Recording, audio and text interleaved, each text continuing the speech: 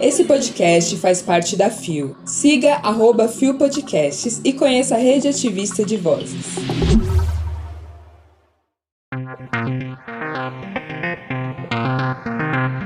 Como algoritmos reforçam estereótipos preconceituosos.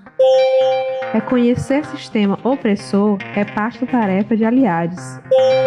O reinado de Elizabeth II e a homofobia.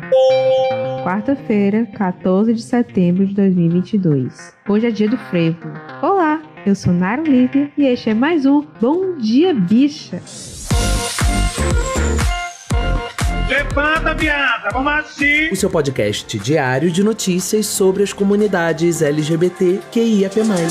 6 e ônibus. Deu no Terra Nossa.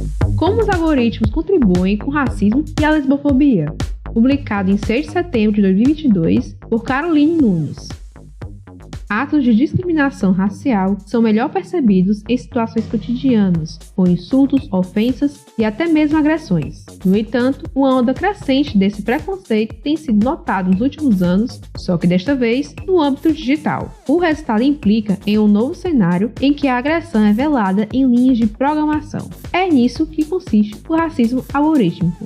Bianca Santos, engenheira de dados na DP6 Consultoria de Tecnologia e Inteligência de Marketing Analytics e Data Science, explica que para definir racismo algorítmico é necessário dividir o termo e explicar cada palavra. Algoritmo, segundo a especialista, é um conjunto de passos que são escritos de diversas formas e passam comandos para as máquinas executarem. Racismo algorítmico significa que existe potencial em algum algoritmo de propagar preconceitos de quem o programou, havendo intenção ou não. Afinal, máquinas por si só não têm viés. São seus insumos de aprendizado ou seu código que determinam como ela irá se comportar uma vez exposta no mundo aberto. Salienta a engenheira. A partir de um caso prático, a engenheira da DP6 explica por que, apesar da evolução tecnológica, o racismo algorítmico ainda ocorre. Bianca conta que, no ano passado, na plataforma Twitter, uma empresa foi acusada de ter um viés racista em seu algoritmo, que criava pré-visualizações de fotos grandes ou longas, recortando a parte mais relevante dela, segundo a sua programação. E no caso foi constatado que realmente o algoritmo apresentava uma preferência por rostos magros, jovens, de pele clara, com textura macia e com traços faciais femininos. Ou seja, ao usar levianamente a rede social, seus usuários tendiam a ver apenas certo tipo de fenótipo e não exatamente o que havia por completo nas imagens na rede. Explica.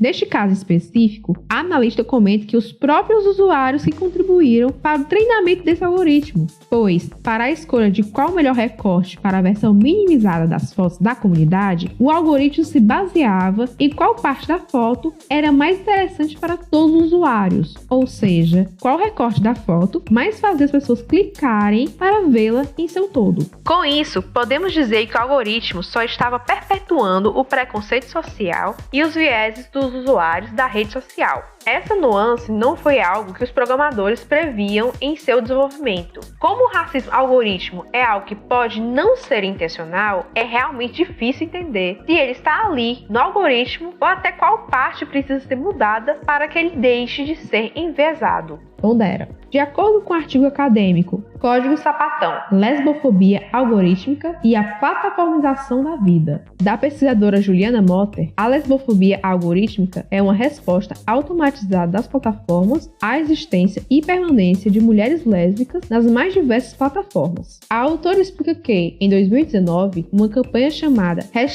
#SEOLesbian cobrou uma tomada de posição do buscador da Google sobre as respostas pornográficas que a plataforma apresentava quando se referia às lésbicas e às lesbianidades. Na ocasião, a empresa, que já se via obrigada a abandonar a desculpa de que não poderia interferir em seus algoritmos de pesquisa e apresentação de resultados, decidiu rever suas formas matemáticas e intervenções humanas para modificar essa tendência. Destaca Juliana Motter. No entanto, a pesquisadora pontua que a lesbofobia algorítmica só foi possível de ser notada a partir de pesquisas que buscavam identificar o racismo algorítmico.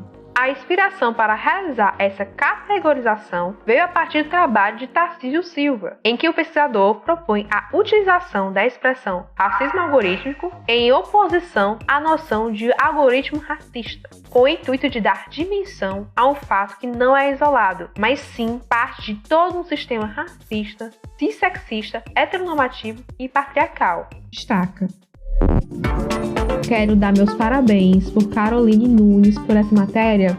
Tá um primor, sabe? Um primor. Isso aqui é elite, sabe? Esquece que é elite. Não tem erro, sabe? Poderosíssima como a espada de um samurai. Recomendo muito que vocês leiam a matéria na íntegra e o link para ela está na descrição deste episódio.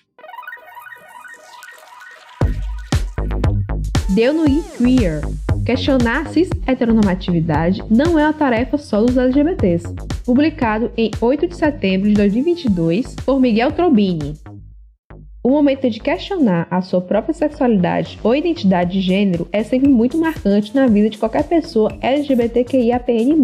Viver sob um sistema cis-heteronormativo condiciona essa parcela da população a se reprimir e negar quaisquer desejos ou identidades que fujam da esfera heterossexual e cisgênero. Por conta disso, bater de frente com o padrão vigente causa grandes repercussões não apenas no indivíduo em si, mas na estrutura social como um todo, que, ao ser questionada, perde sua força manipulativa. O ator, apresentador e influenciador Vitor de Castro é um homem gay e conta ao Wikiqueer que os questionamentos acerca dos padrões socialmente aceitos ao gênero masculino e da sexualidade em si começaram cedo. Sempre foi parte de mim questionar as normas, tanto que é algo marcante desde a minha infância. Eu sempre questionava: por que eu não posso usar essa roupa? Por que eu não posso andar com essas pessoas? Por que eu não posso assistir isso e agir de determinada maneira? Eu virava para os meus pais e perguntava o motivo pelo qual eu não podia colocar um colar de miçanga. O sistema heteronormativo é imposto como uma ditadura. É dito às pessoas que elas precisam ser cis-hétero. E quem faz isso são justamente aqueles que acusam a comunidade LGBT de promover um movimento ditatorial. Desde a infância até a vida adulta e o leito de morte, as pessoas não podem ser livres. Então, questionar esse sistema ajuda as pessoas a se libertarem realmente. Aponta. A psiquiatra Luciana Ikeda destaca que o meio no qual a pessoa nasce e a convivência influencia diretamente nas crenças que cada indivíduo irá internalizar, que por sua vez pode impactar no processo de questionamento da sua própria sexualidade e identidade de gênero. O meio fornece grande influência na aceitação. Há culturas que não aceitam a homossexualidade, por exemplo, como vemos em países como a Arábia Saudita. A cultura do país em questão e o ambiente familiar tem grande ação sobre a capacidade, ou não, do indivíduo aceitar sua própria sexualidade. Questionar a cis-heteronormatividade não deve, ou não deveria, se restringir apenas às pessoas LGBT, e sim à sociedade como um todo, uma vez que parte da violência sofrida pela comunidade vem de fora para dentro. Os questionamentos deveriam tornar-se rotina para quem é heterossexual e cisgênero.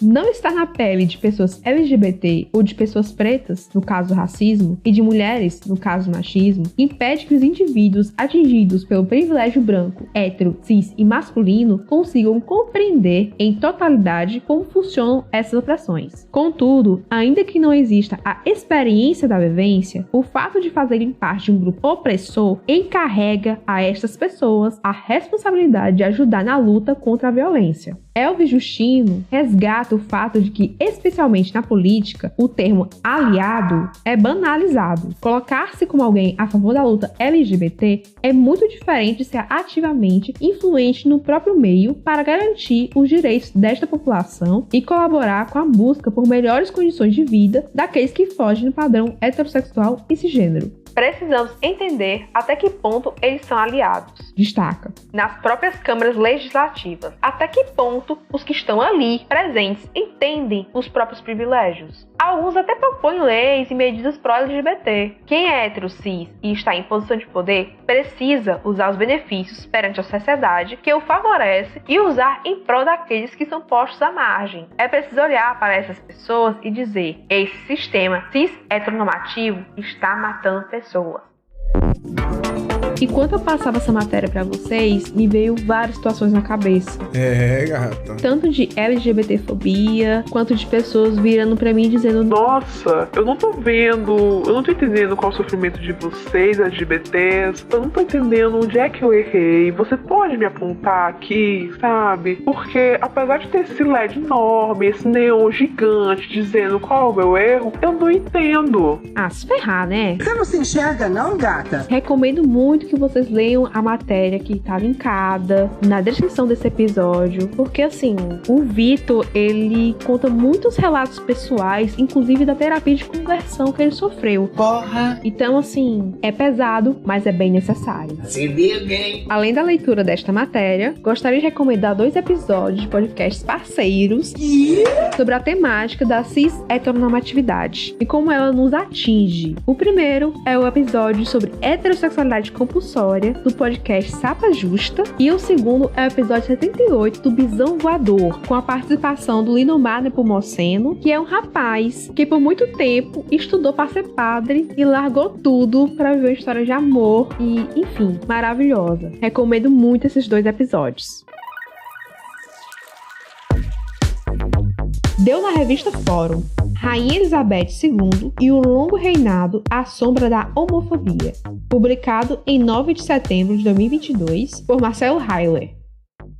A Rainha Elizabeth II faleceu nesta quinta-feira, dia 8, aos 96 anos, e, diante da sua morte, foram relembrados inúmeros momentos históricos nos quais ela atuou como monarca do Reino Unido, que congrega 4 países: Inglaterra, Gales, Escócia e Irlanda do Norte. No entanto, há uma esfera de seu longo reinado pouco explorado: a perseguição a LGBTs nas nações que compõem o Reino Unido. Vigorou até boa parte da segunda metade do século XX leis que criminalizavam a homossexualidade nos países do Reino Unido. Na Inglaterra e no país de Gales, a criminalização da homossexualidade caiu em 1967. Na Escócia, 1980, e na Irlanda do Norte, em 1982. Um dos casos mais emblemáticos é o do matemático Alan Turing, que, mesmo sendo um dos responsáveis pela derrota dos nazistas, foi perseguido e condenado por leis homofóbicas do reino, que eram implacáveis com os cidadãos LGBT. Alan Turing foi responsável por decifrar a criptografia das mensagens do exército nazista. Com isso, uma série de estratégias e ataques que seriam realizados pelas forças de Hitler foram descobertos antes de ser postos em ação.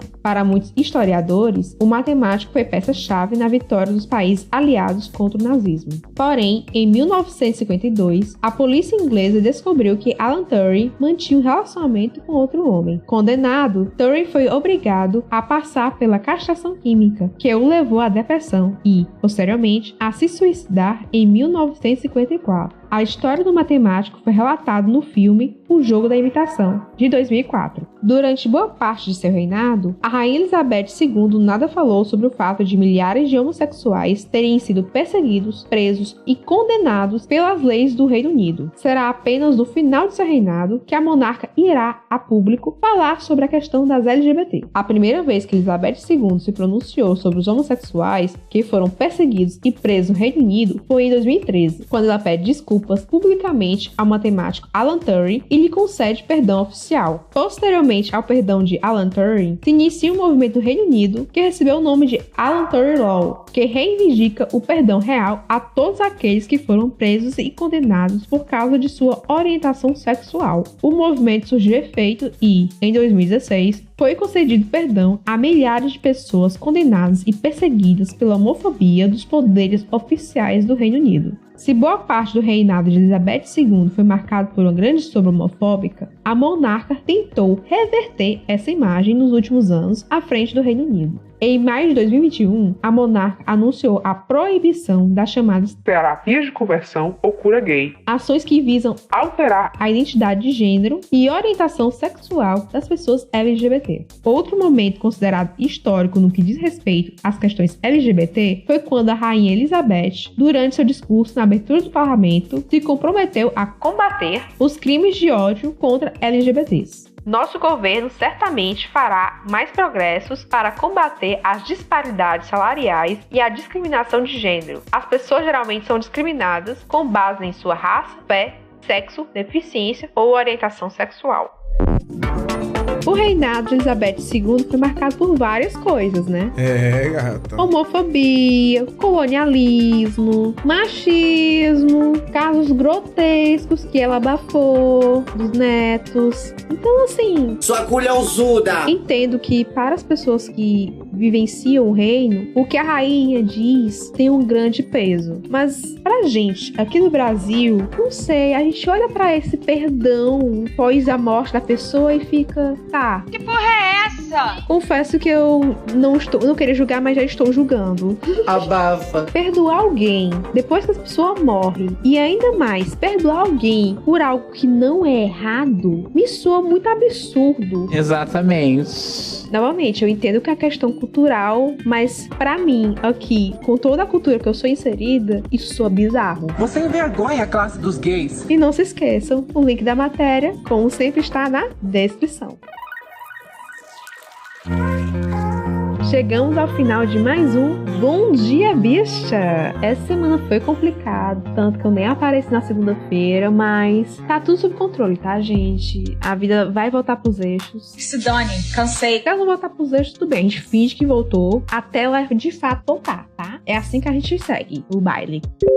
E se você achava que o episódio tinha acabado, eu cheguei aqui, gente, só pra dar um pedacinho de alegria, de amor, diretamente do meu coração pernambucano e recifense. Tá, querida? Como vocês ouviram, hoje é dia do frevo, então nada melhor do que aproveitar este dia para falar um pouco do frevo e falar de uma forma que todo nordestino adora, que é falando com literatura de cordel. Eu sou fina, querida. Com um poeminha muito fresquinho. Então vocês vão ouvir, na minha voz, o poema de Carlos Gaiza, intitulado Frevo Recife. Que frevo é esse de bela canção que rasga o ouvido e devora coração? Que treme o corpo, vai pelo braço e explode na mão. É o frevo Recife, que não tá morto no esquife, é enfeitado de trabuco que atira alegria e se veste de imperatriz, levando guerra de blocos pro diário de Pernambuco na Praça da Meretriz.